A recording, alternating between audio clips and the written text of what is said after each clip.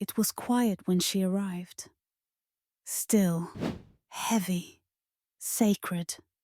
The world had not yet awakened, but her heart was already broken wide open.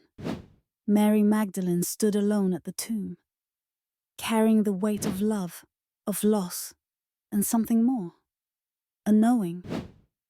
She had watched him die, watched the light leave his body, and yet something in her refused to let go of the light.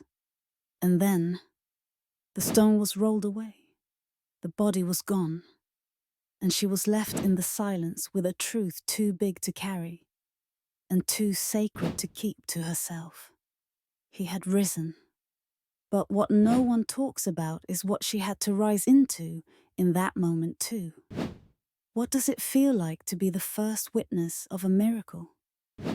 To be entrusted with a message that will change the world?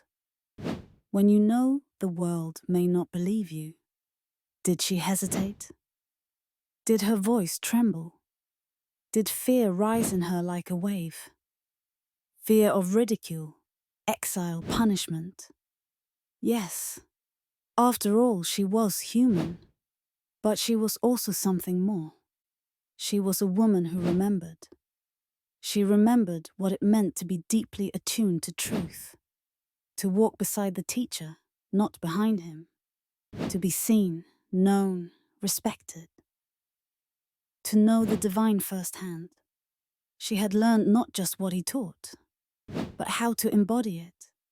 And when the men scattered, she stayed.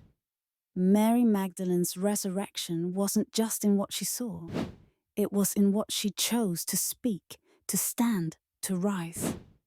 This is the part of Easter we were never taught. That the resurrection was also hers.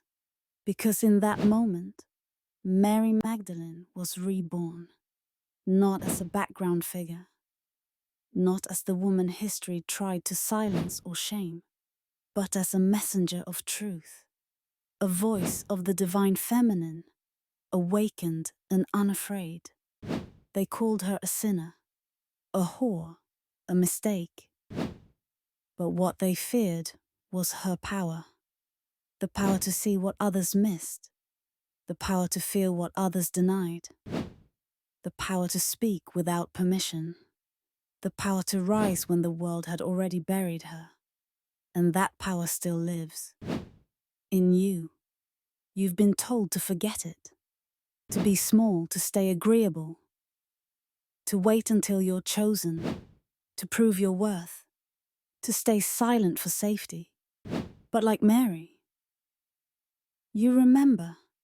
And remembering is resurrection. So this Easter, don't just celebrate his rising. Celebrate her rising. Celebrate yours. Celebrate the part of you that stood at the tomb of your own exhaustion. Your burnout, your heartbreak, your disappointment, and still heard a whisper that something in you was not done yet. Something in you was just beginning. Mary Magdalene was the first to carry the light after death. The first to speak the truth no one was ready to hear. She is not just a figure of the past. She is an invitation. A mirror. You were born whole. You were born wise. You were born powerful. And no matter what has been taken, doubted, or buried, you can rise. You already are whole, perfect, and worthy. Feminine freedom. Reclaim the power you were told to forget.